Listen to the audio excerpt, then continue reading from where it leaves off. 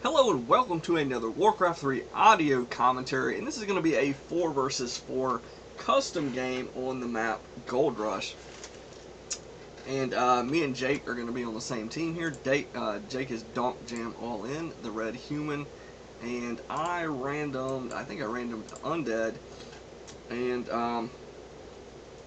I'm going to be spawned on the left side on sort of an edge spawn on our team, which could be a little dangerous, but possibly not. I don't think it actually was too bad here. But so Jake's plan is to, I think he goes for like a rifle mass army, and we talked about going for fiends and meat wagons, and then him going rifles mortars. Sounded like an interesting idea. Definitely going to be more effective if the mid and late game involves large ground armies and lots of either team battles or base harassing, but it's going to be pretty dicey if most or all of the enemy players transition to mass air, which is basically what they do. So my meat wagons are not going to be very useful. But anyway, we have two undeads. I'm going to be the blue undead, and then we've got the human and human. So two humans, two undeads. Not a terrible combo in fours, I don't think. We will be missing out on a lot of interesting orc units and heroes and elf. To be honest, elf's not too bad in the late game. Possibly going for like mass chimera, or I like to get mass druids at Talon actually, because it seems like people very often will go light on the dispel in terms of general. Sort of the average team is not going to have, very often just won't have a lot of, like, mass dispel, mass anti-magic. Spellbreakers, destroyers, spearwalkers are not all that uncommon, and spellbreakers are, not super uncommon, but a lot of times if you do it right and, you get a little bit lucky, you're just not going to see a ton of dispel from the enemy, and, right when Druids of Talon come out, they're reasonably effective. They did get nerfed. They cost a bit more now in terms of gold, but they still are fairly inexpensive. I think they're like 155, 145 or something now, maybe 150 gold, 2 food, and Fairy Fire is very useful. The Crow form is actually situationally useful, and then Cyclone is the master level ability is actually very powerful in the instance that they don't have mass dispel, because you can basically take out heroes and units from the battle for large amounts of time. Not as much on heroes, but on units, ground units I should say, you can throw them up into the air. So in terms of my build order here, I went for a delayed fiend build. I got an extra lumber ghoul, that's why it's delayed. So I really wanted to have a lot of lumber to possibly get meat wagons and some upgrades, possibly. Turns out probably would have been best just to go straight up to destroyers instead of getting any meat wagons, but that's just the way it goes sometimes. And yeah, it also helps that I'm going to be able to float Jake some lumber so he can get his fast expansion while also getting like 2 barracks, so that's pretty cool for him. And in the meantime, we've got this orc player creeping expansion, pretty much standard for fast creeping expansions. Pretty interesting strat here with the Shadow Hunter. I like the Shadow Hunter first, and Serpent Wards are actually a little bit understated or underestimated, underrated, especially now that they got some substantial buffs in terms of damage. But at any rate, he's just going to be creeping sort of the standard stuff, opening some gold mines. Same for this elf, and you'll see the pink human here doing the same thing. We've got the same deal going with teal and red going for expansions. I'm clearing my expansion, but I'm not actually going to be fast expanding it. I think I expand a little bit later. As an edge player, I'm a little bit more hesitant to just go, for the expansion early. The other point is, if I want to just get a mass of units and tech, it is going to slow me down to try to throw that expansion up there. Not that it's terrible. Obviously, if it gets up, it's going to pay itself off reasonably quick. But just in general, I honestly sort of prefer to get the tech going before the expansions in force, just in general for me. This map, again, is not a terrible map to go for the fast expansion because there are so many gold mines, and the camps are so easy. Like, you can do it with just like honestly, one fiend and a Rod of Necromancy and a hero. You can really pull that off. But anyway, I'm just going to go harassing the enemy expansion. I cancel this one, and then I make my way on to the next possible expansion. I thought about going into attacking this Orc's base. I think... Does he attack my base? He decides better of that, so he pulls back, and I'm gonna go ahead and send myself up to. I'm not actually gonna go into this player's base because while I could have stopped some bestiaries, possibly his army was actually sort of there. So, and I see that nobody's crept his gold mine, so I go ahead and creep it, and I'm gonna get level 3, which is actually a pretty crucial hero level for the Dreadlord. To give Carrion Swarm a lot more sort of damage potential. This Rallied Fiend lagging behind catches another peon who looks to be going to that expansion again. So I'm like, okay, I'll just let that Fiend sort of take care of that. It's a little bit of a risk as he's not with a hero or anything, but if they want to go chase that Fiend down, they're more than welcome. And in the meantime, I'm going to hit this expansion from the other Orc player who is taking the tier 2. So... and now they've got a player doing more or less the same thing with the Tauren. He's not level 3 like I am, and he hasn't really gotten in a very favorable location. He's gonna scout this, and he's not gonna find an expansion there, so that's good news. No reward for him for scouting that expansion. And that now you sort of see the difference between expanding on the edge and not. It is a risk, sort of a risk-reward decision. And sometimes it pays off, sometimes it doesn't. Like here, I was able to cancel their edge expansion, and it paid off that I didn't expand there because he wasn't able to just get a quick, easy, couple of Acolyte kills, unsummons or whatever. Now I've got this bottom left expansion. The undead player has not towered it at all. This is going to be really goofy. This is actually pretty much the dream for my army here. I've got level 2 Carrion Swarm, a statue, plenty of mana. I don't know, does he have mana burn? It didn't seem like he was hitting me with mana burn, so I'm just going to sleep him. Actually, he went for sleep instead of Vampiric Aura. For one reason, we had 2 Dreadlords. Again, just brutalizing those archers. Sleeping the Death Knight, the Demon Hunter, keeping him from mana burning me and attacking. So he just lost basically his whole army except his hero, and he didn't kill anything. He did some damage to this Fiend, he did some damage to the statue, but not going to save the expansion. Meanwhile, this undead player ran in there and seemingly...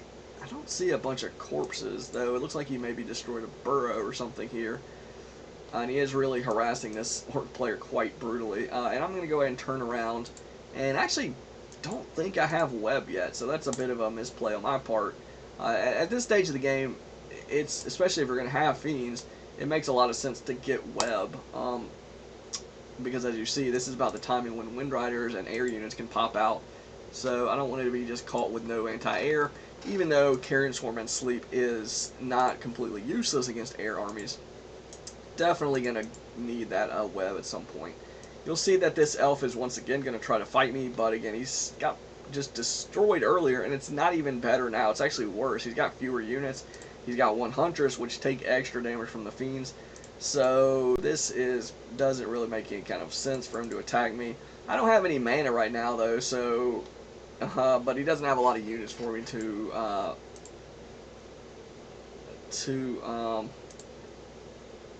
actually detonate does not work on statues. He should, I don't know if he was aware of that or not, but mechanical units going to avoid the detonate, so that's useful to know. But so I don't know who's town portaling, and I see that this guy was actually attacking Jake's expansion down here. So he TP's in with like 3 grunts, 2 in orange, 1 in red. His hero out of mana completely. That, I don't know if that was like some kind of bluff that he was trying to pull, like, oh, I'm going to TP and make me run. Again, it temporarily worked. If I wouldn't have actually seen that grunt, I would have probably just, bailed out of that spot, just assuming that I was in bad shape. When I'm not actually in terrible shape, now when Pink and him show up, the fact that I'm out of mana after 2 sleeps, and he's got, 3 heroes, I don't really have a great way to control these heroes. The Demon Hunter's going to dish out a lot of damage, Hex is going to be very powerful. He doesn't have mana for the Tauren, so that's good news. I don't know if he's actually got Stomp or Shockwave here, but either one of those would be actually very annoying. So I'm going to have to go ahead and Town Portal, actually, which seems bizarre since I was in, doing so well in the early game and in decent shape. But like I said, I didn't have any way to heal anything. The statue was just, like, easy for them to focus down and everything. So here we've got all these fiends. The undead still running around with just ghouls. So that's interesting. Oh, he's been taking all his time to Frostworm. So a little bit dangerous to take into Frostworms against an elf, human, and 2 orcs, especially when one of the orcs is going mass Windriders. Windriders against just pure Frostworm. Windriders are going to dominate that generally. Actually, with a level 4, with a level 4, especially with an orb, Dreadlord, 2 mana potions, and Gloves of Haste. I take it back. I think the Windriders are actually still going to lose that, even though they may have favorable stats, unit stats against Frostworms. The problem is the AoE ability of the Dreadlord, along with the orb, is going to be so powerful that he can pretty much, use Carrion Swarm to crowd control, sort of, dish out massive amounts of damage to the air units. And the orc just doesn't really have that. He does have a Shadow Hunter, only level 2 though. If this was level 4, it'd be a little bit of a different conversation, though it's still not burst damage from the Shadow Hunter. Serpent Wards, really ideal against Frostworms, though they're stationary, so you can fight against that. Hex actually is also very good against Frostworms. So the Shadow Hunter is actually the ideal, or one of the ideal heroes to have against small amounts of Frostworms. Against mass Frostworms, it's a little bit dicey because you really want a prolonged standing battle with a Shadow Hunter against Frostworms. Hex has a reasonably long cooldown, hits a single target. As effective as it is, it just sits a single target, and it doesn't do any damage per se. And then the Serpent Wards, the cooldown is pretty quick, but again, if they just keep moving their army, and avoiding the Serpent Wards, they don't really have to fight a standing battle. So if they don't actually fight a standing battle, you're going to be in decent shape. So here's where we see Carrion Swarm. Boom, hits everything he's got. I'm going to pull back here, and these Chimera are actually very dangerous. So many of them getting splash damage. Do I get off another Carrion Swarm? Does he get off a Carrion Swarm? Oh man, that orc got away with like so many air units not in good shape. Actually, I shouldn't have ran. I made an error there. Those Frostworms were holding up much better than I was sort of thinking. I just got a little bit worried about all those Chimera, and I didn't really notice that all the Windriders got so smashed by Carrion Swarm. So that gotta put that on me. Where's my hero here? Was I out of? I wasn't even out of mana, I don't think. Maybe I was, and I had a mana potion, or I picked one up. But I've got 2 shops, so I can sort of get, he was buying a lot of items at my shop, so that's why I got another one. But we're gonna go ahead and go back. Where did the elf go? The elf is getting himself out of position. This orc is going mass Tauren. So their armies do not exactly match up very well. Tauren are really bad against Frostworms. They're not. They're decent against. I mean, they're not horrible against like Carrion Swarm. You're probably gonna have a smaller number of Taurens, so that limits the damage from Carrion Swarm. And this guy just Town Portals in like, okay, he TP'd into a great spot on my army. A terrible spot relative to these Frostworms, though. There's nothing to kill these Frostworms, and he's not going to be able to run from them or anything like that. So, I'm just pulling back. I'm trying to sort of limit the pulverized damage, the potential Stomp or Shockwave. Shockwave would have been brutal here. I'm assuming he just has Stomp, but we'll see here. We'll see. He's got mana to do either one. I don't know. Okay, there it is. It's 2 units with Stomp. And now I've got Infernal. I used Infernal to try to slow him down, sleep. I've got so many units that are damaged. And holy moly, whose Pit Lord is that? Whoa. Pink has got plus 40 damage on this Pit Lord. He's only level 3 though, so that's an interesting and a pretty solid combination. What did he have? 4 or 3 plus 40. I assume he had 4 of those orbs. So that's really more of a thing against ground armies, though. So against these I don't think it splashes against air targets. I'm not 100% on that. It'd be much better if it did. Might, well, I wouldn't say it'd be broken. But anyway, I don't know. It's a question mark there. But Orb and Cleave, I know Cleave doesn't affect air targets, so that's unfortunate. But and you got to see Pink like staff his hero back over here, thinking it was to safety when it was to right into red and teal. So yeah, that was a fun game. Pretty lopsided, to be honest. Again, you see one of the reasons I don't like to go really. I really shy away from going any tier 3 melee in force, unless it's like a very situational spot where you can avoid the air, or they're not making heavy air or something like that. And then it's okay to go for those heavy ground units. But like I said, the problem though is in fours you very often will see heavy air. It's like I don't know what percentage of games you see heavy air, but the enemy is more often than not going to have somebody, maybe not heavy air. Heavy air is like the worst case scenario with your Tauren, but yeah, if one player's massing heavy air, you're basically gonna have to avoid them all game, or your Taurens are just gonna be useless. And Taurens being relatively slow, even with Endurance Aura, that's terrible, because what can you really do with Taurens? They're not great at base racing, they're not great at harassing, they're really only great at big ground-based large battles with mostly ground units, and not very many, if any, heavy air units. Because as soon as 2 or 3 Chimera or Frostworms or Griffins show up into the equation, they're just going to get just melted down, like just totally just destroyed, and by any even halfway competent. Even if a player is sort of incompetent, if they've got 5 or 6 Frostworms, I mean, they can't really, like the guy TPs into, like 4 or 5 Frostworms with Tauren, no anti-air, honestly. It's just like, how the Frostworm player can't lose that unless he attacks his own stuff with his own units. I mean, he could just go AFK and his army is just gonna just gobble that up, in about probably 8 to 10 seconds. Like, honestly, so the window for doing anything very useful for Tauren is incredibly tiny. Now, if you're talking fully upgraded Mountain Giants, that's a little different. Their DPS is much less, but they survive a lot more. They get spell resistance. They can become immune to Hex. They've got the double taunt. But still, it's not, in terms of like what exactly they contribute. It's not sort of game breaking. Obviously, well microed mass Mountain Giants now with a double taunt and the cheaper cost, is going to be much.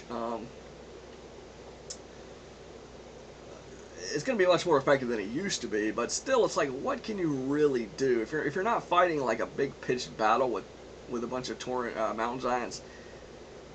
You're not harassing bases. I guess in a base race they're a little bit better than Tauren, maybe if you pick up a tree club or whatever to get the siege damage, but they're still just like really expensive, sort of maybe slightly above average units.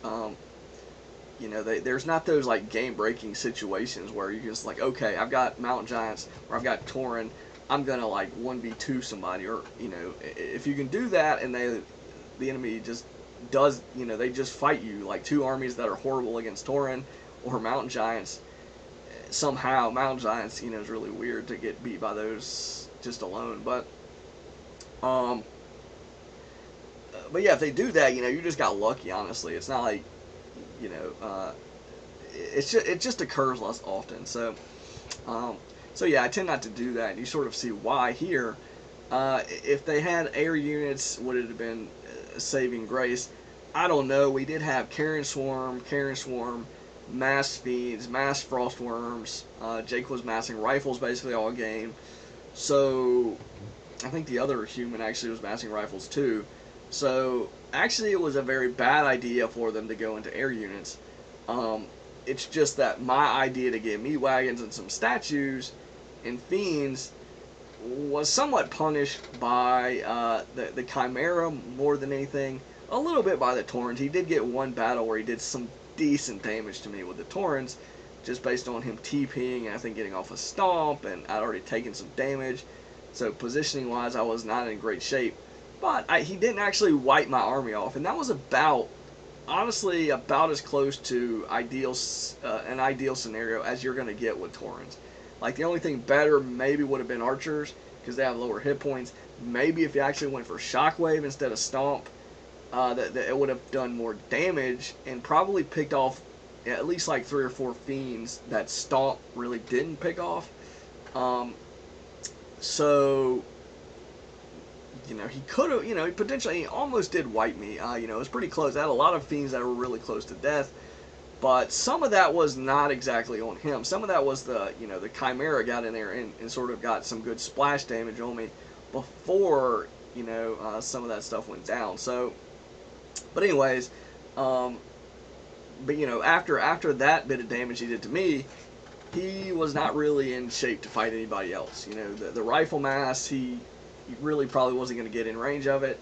The Frostworm mass, he definitely didn't want to be anywhere near that, and that's who I was with. So, a really questionable call on his part.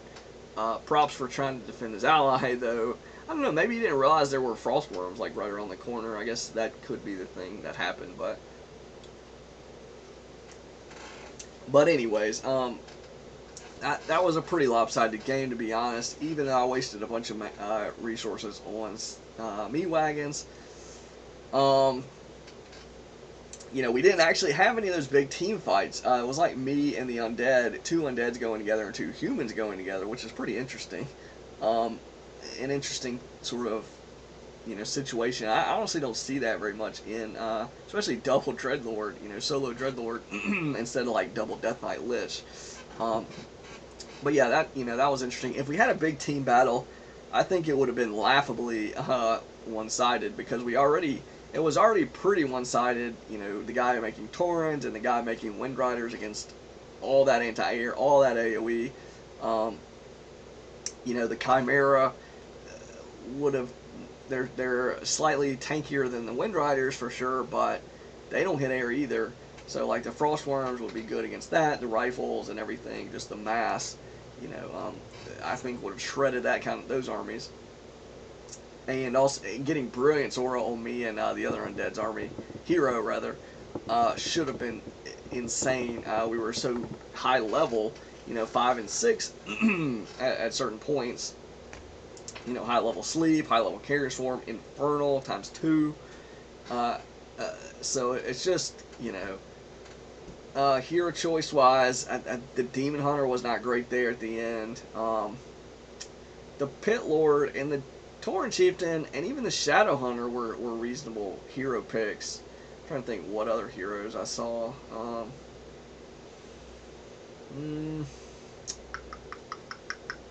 Yeah, those are all the ones I remember. So those are reasonable hero picks. The Demon Hunter, I think, suffers because he doesn't scale with army sizes, well, I guess he scales with possibly enemy army sizes if they attack him. He's got evasion, and then Metamorphosis is actually one of the higher tier ultimates.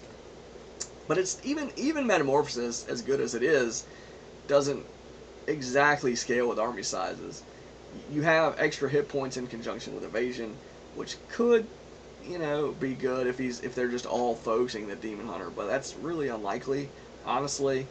With physical attacks, like nuke spells and stuff, you're not dodging those with evasion, so you can still get nuked down. And then the other thing is the chaos splash damage of Metamorphosis is not very large, so unless you're talking about like super clustered, stuff, it's sort of limited in what it's actually doing. So and it's not, while it's decent, the burst is not crazy. I mean, it's something you have to be aware of, and you don't want to just get rocked by it. But in terms of, would I rather have a level 5, 6, 7 Panda versus a 5, 6, 7 Demon Hunter in 4s is generally not really close. I mean, if you use the Demon Hunter well with Mana Burn, he can be very good. It's just a little bit trickier to do that. You've got to get into range with the Demon Hunter and hope you don't get, you know, sort of nuked down or something crazy. And they can always like silence you or entangle you or soul burn or other goofy things, stun you with Stormbolt, etc. And Mana Burn's range is really short, so that's a bit of an issue. His main ability before the ultimate is Mana Burn, and if you have to, you basically are risking your hero every time you use Mana Burn generally, especially in those later battles because there's so many units and the hero levels are so big. You have to be careful. But again, on the other side of it, you do want to tank with the Demon Hunter too, so it's sort of a weird thing. So he's not horrible, but he's not what I would, not ideal. You know, there seems to be a much bigger ceiling on heroes like the Priestess of the Moon, even the Keeper, due to his ultimate. You know, while it's a healing ultimate, it seems to have a higher sort of impact, possibly. Starfall, you know, there's no invulnerability period with Starfall, unlike the Keeper's ultimate now, so that's a bit interesting. But I guess you can use anti-magic potion. But anyways, the main thing with the Priestess is True Shot Aura at the mid and late stages of the game is going to be insane. Even like early mid game, like right as people maybe are hitting tier 2, if you do a big attack and everybody's got mass ranged units and heroes, the damage added from True Shot Aura is going to be really a big deal. So there's that, and then yeah, so that's, you know, sort of what I'd say about the hero choice. That game specifically, you know, some of the unit choice and decision making was questionable. I assume as far as economies go, we won. Let's see. Yeah, it looks like the humans. No, we had me, red, teal, and some, I don't know what to call that color, like light gray or blue or something. So yeah, the Undead and Jake had the best gold income, and then teal, and then I was actually very low since I didn't expand. I was down, you know, below some of the enemy people that did expand a little bit there. But so that's a little bit unfortunate. But so yeah, economy wise, we did better. I was harassing expansion, so I did slow down some of these players. This guy for sure. The guy on the bottom of their team, I think, was the one that I canceled his expansion right off the bat, and you know, then the other Undead was harassing him. If I remember correctly, unless it was Gray, which I think it was not. I think Gray was the one in the middle on their team.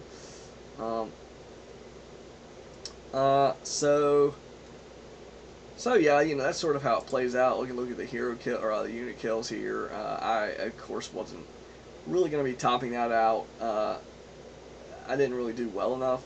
Getting statues was more of a support move, and getting meat wagons, again, there were not a bunch of dryads or Kodos or spirit walkers or anything to really hit with those, or even huntresses. There was like, I saw one huntress. So and then in buildings raised, the Chimera showed up and like popped the meat wagons when I really had, you know, a few. So, and the statues. So I didn't make a ton of meat wagons, though. You know, any of them was, you know, just honestly a waste, the way the game played out. But in the statues, we didn't fight all together, so they were sort of moderately effective. You know, we really had a couple of, like, you know, little skirmishes one-on-one, and then we had, you know, half the game was 2-on-2. So, you know, having like 2 or 3 statues, of course, going to be much more effective if we have enough units to take advantage of that. So, and then there was a spot where I fought 1v2, sort of did mediocre like I did. I didn't really dominate that spot, and sort of lost a little bit of momentum. You know, if I was just running around with the Undead, you know, we wouldn't have really lost that momentum quite the same way, probably. And maybe, you know, done it a little bit, you know, had a little bit easier of a time. But anyways, that's going, you know, into some serious detail on a game that was, you know, pretty short, relatively easy to win. really, and had some really goofy moments, like seeing a guy teleport in like 4 Tauren into mass frostworms, seeing another guy, I think actually it was the same guy. Was it? Yeah, it was the same guy. He was on making the really questionable calls. He TPs like a bunch of Tauren into frostworms at the end, really, and then at another point in the mid game, he's the one that town portaled into an expansion with like all of his units really nearly dead against an army that was pretty much full hit points and my AoE ability, Carrion Swarm. So, let's see how many units he killed. He killed 27 units, but a lot of those were workers, I believe. Heroes, I imagine he killed 0. Yeah, he killed 0 workers, 0 heroes. 0 heroes, that sounds kind of funny. And then me and the undead actually killed the bulk of our heroes. We killed 3, and then Jake killed 1, which is interesting. And then the buildings raised, if anyone cares about that. Teal actually pulled that, was like rocking that stat. I think he had mass mortars behind, reasonably massed rifles, if I remember. Jake had 5 building kills there, so most of the building destruction was on their end, and then me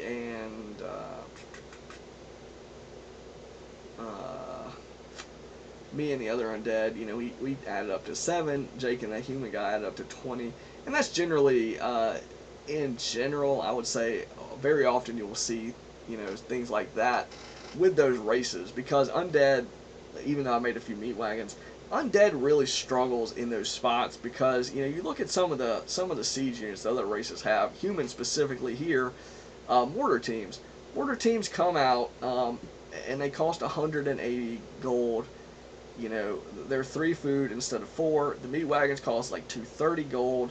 I think they might even be 240, and then they're a 4 food unit. So you can't. It's such a big gold difference in food cost. It's an extra 1/3 of the food cost going from a mortar to a meat wagon, and the gold cost, let's see, 180 to, let's just say it's 230. It's an extra 50 gold. So a little bit, not quite a third extra gold cost if those were the right numbers, but it's still significant. Almost a third. We'll maybe say. Is it a fourth? 45. A little bit more than 25%. We'll say 26%, just to ballpark it. So, right. So, yeah, that's that's some pretty serious, a pretty significant difference, especially if you're going to mass those units. But anyway, that's going to be the end of this audio. I'll cut it short here. And this is ScryMind signing out.